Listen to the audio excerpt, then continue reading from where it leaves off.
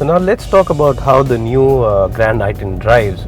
Well, the one that we are driving, as I told you earlier, it's got a petrol engine. It's the 1.2 liter VTVT engine. It develops 81 horsepower and 113 Newton meters of torque. Now, for its size, its weight, and the class that it's slotted in, this is enough power.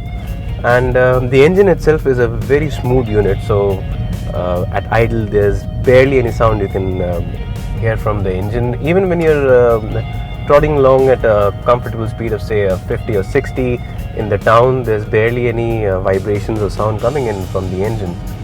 Now, while the engine is a good unit and it does the job well, the slight problem is the transmission, because what we've got here is a 4-speed automatic. It's a torque converter unit, and the only issue is that 4 gears feel 1 gear less than what it should have been.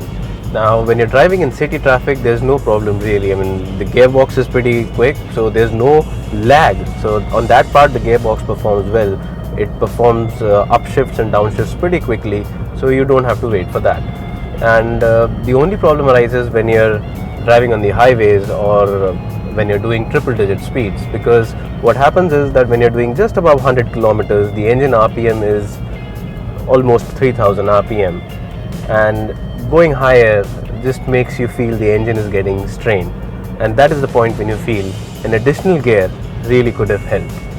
But that said, even the fuel efficiency for this new car has gone up, although slightly. Now it's up to 17.49 kilometers to a liter for the automatic version, and the reason for that is the inclusion of a new alternator management system, which Hyundai says regulates power consumption and in turn helps you save a few more drops of fuel.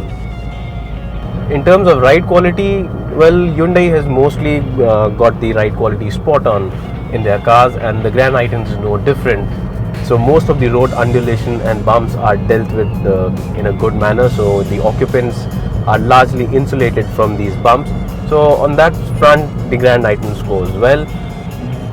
Even in terms of handling, well, the car is stable, so for the usage that it has been developed, it does the job well. And well, there's no point in really going around and talking about how good it is in terms of high speed handling, because this car isn't made for that job, and that's like putting a golfer into a football stadium and then judging him how good he can play football or not.